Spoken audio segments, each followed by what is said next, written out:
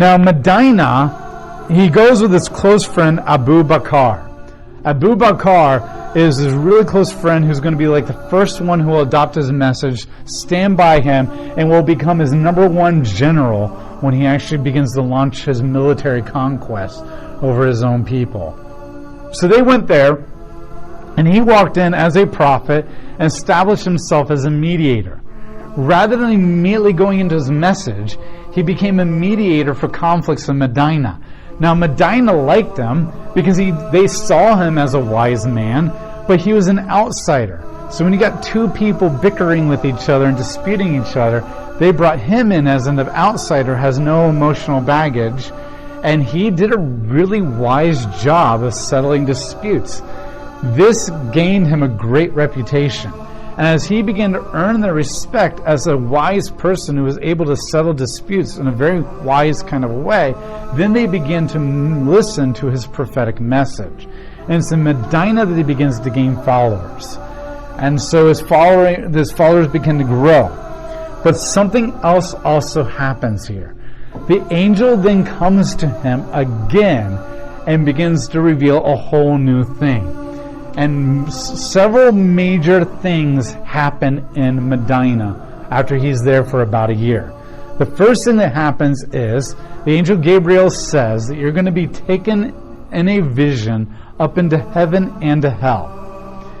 And so this winged horse with the neck of a giraffe and the face of a man comes and picks him up and sweeps him up into heaven, and Moses and Elijah come to him and give him a tour of heaven. And his tour of heaven feels a lot like Dante's Paradise. Now, Dante hasn't written his Dante's Paradise yet, but it's that whole like angels sitting on clouds, playing harps, and humans sitting in clouds, singing songs, and that's all they do all the time. And so he's given a tour. And the idea is if those who accept your message, this is the reward. Then the winged horse takes him down into hell, and in hell he gets a vision of Dante's Inferno. And people are being ripped apart, body burned alive, stuck in the rear end with pitchforks, Far Side Comics. And so, and they basically tell him that this is what's going to happen to everybody who rejects your message. When he comes back to earth, this really charges him even more, like, oh my gosh, this is the fate of the two people. So that's the first major thing that happens that really inspires his passion to really begin to preach it even more passionately and powerfully. The second thing that happens is the angel reveals the name of the religion. From this point, the angel says your religion is to be known as Islam. Islam is an Arabic word that means submission to the will of Allah. It can also mean subjugation, submission or subjugation to the will of Allah, depending on the context. And so everybody who follows him is to be now known as the religion of Islam. And everybody who follows him, they're going to be known as Muslims. And Muslims means obedient servants of Allah. Now, it is Muslim. That's how you say it.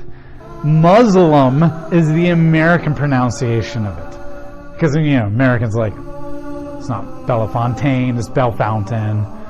It's not the Celtics, it's the Celtics. We like changing the pronunciation of everything. It's not the croissant, it's the croissant sandwich. Okay, so Muslim, the only time you'll ever hear Muslim is in America.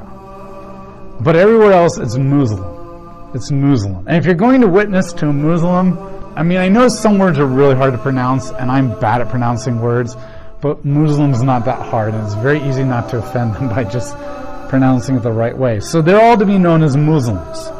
Side note, step out of history for a little bit. Today, there are people who are not a part of the religion of Islam that would call themselves Muslims. You need to understand that if somebody says that they are a Muslim, they may not be in the religion of Islam. They're an Arabic person who speaks Arabic, and the word Muslim means obedient servant of God. There are Muslims who have become Christians who still call themselves Muslim, because they are a obedient servant of God. So Muslim does not always mean that you are in the religion of Islam. Just like being a Hindu does not mean that you're a Hindu in your belief system. It just means you come from India. Just like being a Jew doesn't mean you automatically have a Jewish belief system. So you need to understand that this is something the media likes to they're like, look at all these Muslims over here. They're peaceful and they look a lot like Christians and that kind of stuff. Just because they're calling themselves Muslims and they're Arabic people speaking Arabic language doesn't mean they're automatically a part of the religion of Islam. So a lot of people will get used as an example of what Islam is, may not necessarily be Islamic people. But Islam always refers to the religion. The only way you're going to know whether this person is Islamic or not is when you talk to them. But don't automatically think if somebody calls themselves a Muslim that they're automatically a part of this religion.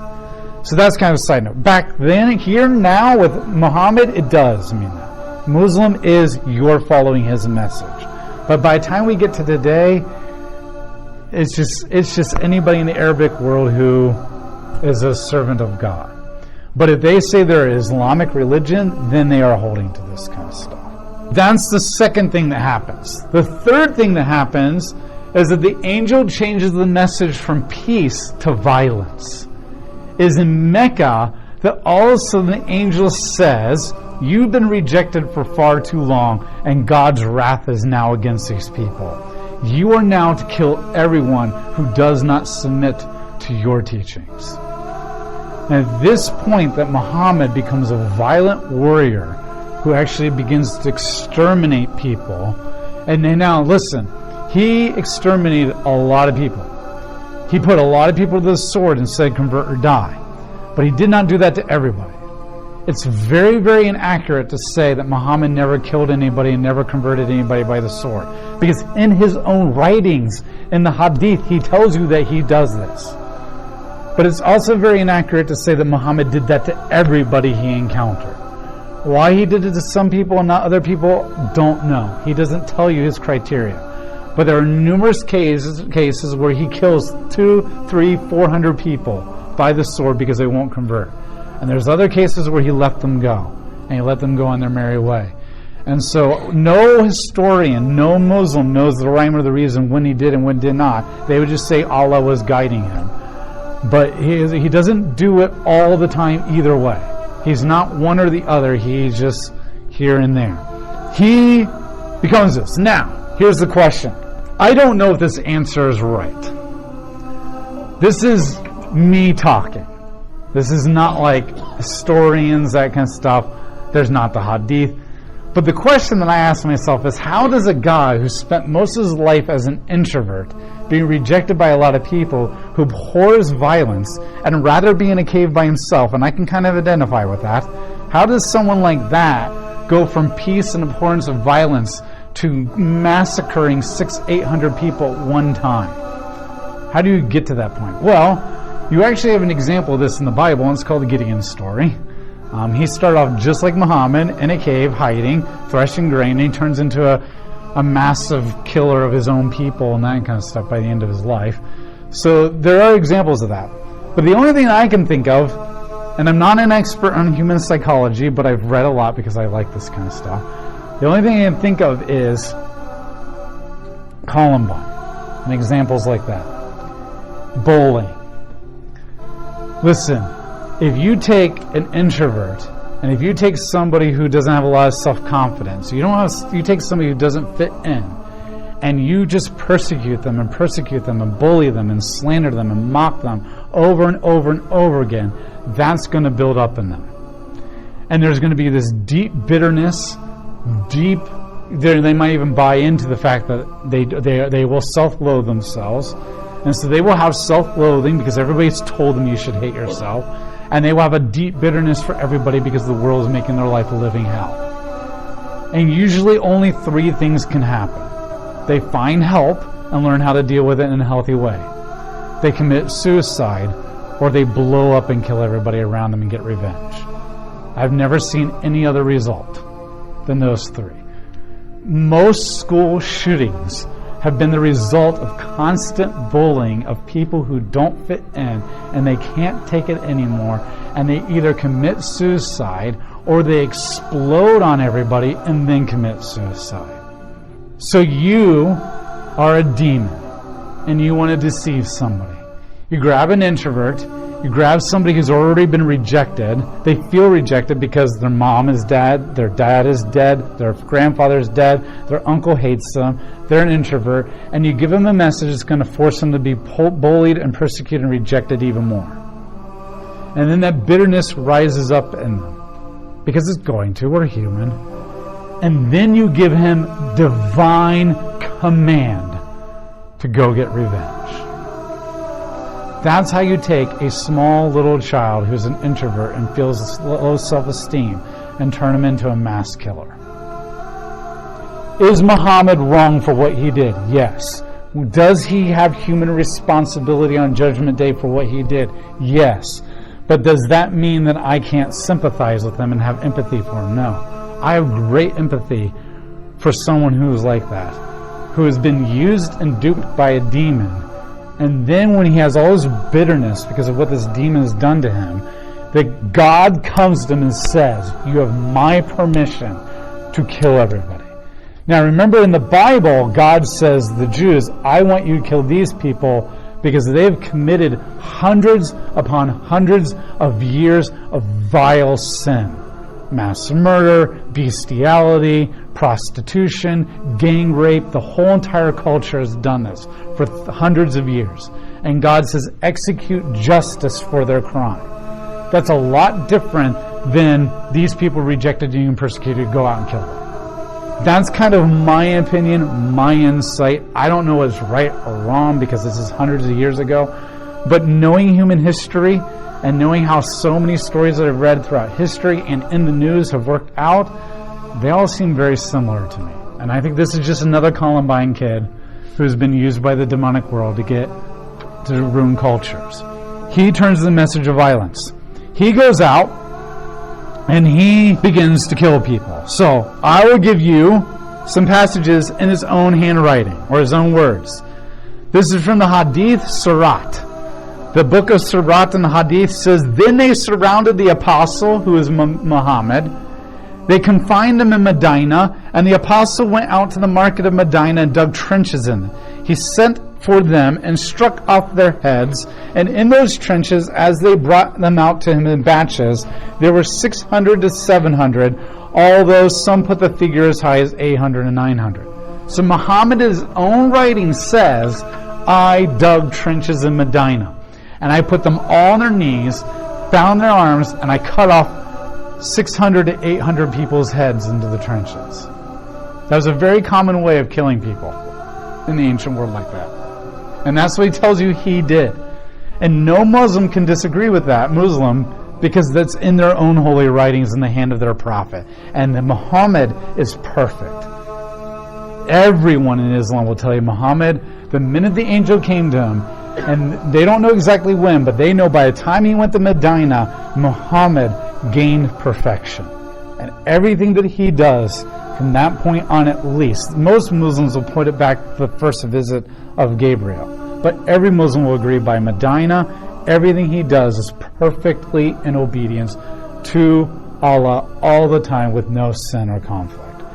And so he tells you in his own handwriting that he does. Now, one problem I have with this, as a divinely inspired piece of Word of God, is that God himself doesn't even know how many people were killed. Sahih, the book of Hadith, says, the Prophet cut off the hands and the feet of the men belonging to the tribe of Uraina and did not cauterize their believing limbs until they died. Most of the time he beheaded them or cut their limbs off and just let them bleed to death. And he killed people by the hundreds. And the first people he began to target was people coming out of Mecca. That says something. The first city that he targeted in his crusade was people coming out of Mecca, which says to you that this is a divine command from God, but it's also very personal. And so he goes back to Mecca, and eventually, in 630 AD, he went back to Mecca with 10,000 men. Now that's not all. He has way more followers than 10,000 by then. He just goes into Mecca with 10,000. 10,000, overwhelming to Mecca. Mecca probably has a couple hundred people. And he goes in with 10,000, which there's a message being communicated there. And so he goes in with 10,000 people, and most convert. He actually doesn't end up killing a lot of people in Mecca, because most of them have already been killed in the last 5 years as they've been coming out. And by this time, the Arab world is so scared of him, and they know who he is by now, that most of them are beginning to surrender, and they're converting. I know conversion seems like a big deal, like, wow. First of all, we don't ever know if we're going to deny Christ or not until that moment comes. We all have to say that we will never deny Christ, but until death is on the table right in front of you, you're not going to know. But denying Christ and going to a different religion is way bigger than being a guy who just worships a bunch of different gods to have crops and converting to Islam. Okay, so this is not that big of a deal. So for most of them, they're probably like, okay, I'll convert to Allah, but Allah's not going to be in my house every single day checking out if I have other idols. And there is no Big Brother, there is no video cameras, there is no like any of that kind of stuff. They don't have any concepts, so I'll just do this in name and convert. So a lot of the conversions weren't really real. A lot of them were just like, I don't want to die. But as Islam will grow in power more and more and more and more, it'll be a lot harder to not truly convert, like to get away with a false conversion. And so he begins to kill him, and he goes in, and there's only a few. Now you can go and Google official religious paintings of Islam or something like that, and you'll see paintings of Muhammad that the Muslims themselves have painted of him sitting in judgment seat as people's heads are being cut off. Islam, there's only 3 rules to have an image of a person. See, they do not have any images seriously like the Jews do. They will not have any images of humans, animals, gods, beings, anything. The only 3 rules are this. If you're going to have an image of humans or animals, 1, the image can't be any bigger than this, like the size of a stamp. It must be hanging in a mosque, and Muhammad must be in the picture. And if you're in a far eastern country, Muhammad's face must be veiled. Turkey, you'll see pictures of Muhammad without his face veiled, because Turkey is a little bit more, they're not liberal, but they're a little bit closer to that than they are conservative. They're definitely not liberal, but they're not as conservative as other countries. So you can go and on the internet, of course on the internet, they're in the internet and they're all blown up real big so you can see them, which is like why the Muslims hate us. But you can go see pictures of him standing in divine approval of these beheadings and stuff. He went through the entire Arab world killing everybody who refused to convert. And he had a sudden but natural death in 632.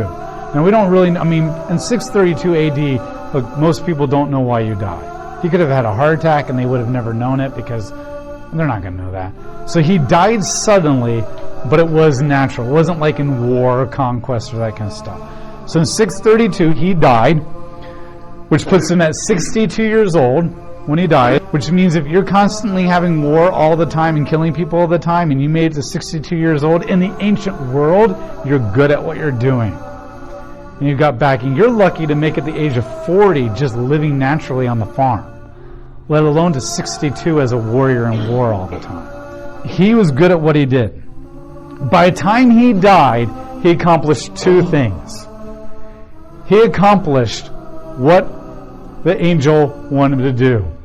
The entire Arab world is completely unified under the religion of Islam, and they're all worshiping one God and one God only. Something you need to understand though. First, in Muhammad's own writings, it is very clear that he approved of violence in order to convert people. However, you must understand that Muhammad never executed violence on anybody outside the Arab world. He never left the Arab world, mostly because he died before he could. So Muhammad never executed violence against anybody outside the Arab world. But within the Arab world, he killed a lot of Arabs, a lot of Christians, and a lot of Jews, converting people. And usually the only people that you find who deny that are westernized, modern, moderate Muslims. But if you talk to any Muslim outside of America, they'll tell you it's right there in our holy writings. That's what he did. The whole debate of whether Islam is a religion of peace or not does not really exist outside of America. There's a few, like in France it does, which is pretty liberal, in England, But France and England is drastically changing their mind on that. But I'll talk about that later. So that's the life of Muhammad. Now, the Quran that Muhammad wrote in chapter 4, verse 3, says that you're allowed to marry up to 4 women at one time. So Allah gives men permission to have at least 4 wives. They don't have to have 4, but they can't go over 4. 3, 4 is not a sin, but 5, that's when you've gone into sin. Okay, that's when you've gone into sin. And you're allowed to marry any woman the minute she reaches puberty. Now, back then, that's not that big of a deal. Because there's a reason why you're going into puberty. Probably because God designed your body to be ready for marriage. But today, I wouldn't recommend any kid getting married by the time you go into puberty, because we're an incredibly immature culture. But back then, cultures were far more mature than they are today. So and I want to point that, a lot of people point that out as like an anti-Islam thing. It's like, but that was everybody in the ancient world. Really, until the Industrial Revolution, that was everybody. And even today, outside of America and Europe, the Western world, that's pretty much still the way it kind of happens. However, Muhammad had 12 wives. So even Muhammad, who was a perfect obedient servant of Allah, didn't even obey Allah and didn't even obey the book that he wrote with his own hand. And the one that's really controversial is Aisha. Aisha, when he married her, right before his death, he was around 60 years old. He married Aisha, she was 6 years old when he married her. And the Muslims will tell you, oh, no, it's okay, because he didn't have sex with her until she was 9. Which is also, not only is that sick and twisted if you know anything about child development and psychology, but it also violates the Quran again, that you're not allowed to marry them until they hit puberty. And he violated on 2 accounts. The 6 years old and the 9 years old thing. So even though this is well documented, and every Muslim knows this, and every Muslim will talk about it without shame, they'll still say he was perfectly obedient to Allah. Even though his own writings and their own religious beliefs show that he actually didn't obey it. But for the Prophet, there's always exceptions.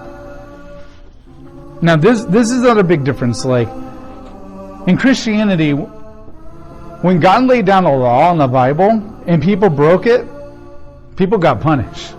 And you know who got punished more harshly than anybody else when they broke it? The prophets. Because the prophets know better. So I find it so interesting in so many religions that I study, and especially like false prophets and stuff, there's always exception. Like Jim Jones preached against homosexuality and multiple marriages, but then he slept with literally everybody in his church on several occasions, and everybody knew it, and they would literally tell newcomers coming in, some people are just so big and so godly, they need more than everybody else, and God's okay with that. And it's like, why is there always exceptions for the leaders in all these religions? But when you read the Bible, there's no exceptions for the leaders and the prophets. They're actually dealt with a lot more harshly than anybody else. So that's kind of a side note. Muhammad is considered the greatest and final prophet. They accept all the prophets of the Bible, including Jesus. In fact, there's a big campaign right now in America where they're trying to take Jesus from the Christians and claim he was our prophet first. So they accept all the prophets. There's more than 2,000 prophets in Islam, both in the Bible and outside the Bible. But every Islamic follower, Muslim, will tell you Muhammad is the greatest prophet that has ever lived, greater than Jesus, and he is the final prophet. And his revelation, his words, trump any prophet that has come before him. And so he is considered the greatest prophet. He is considered the most perfect human that has ever lived. He lived perfectly the life of Islam the minute the angel Gabriel came to him. And that he is the epitome, the ultimate example to look to of what it means to be a true Muslim. And so if Muhammad did it, you're to do it.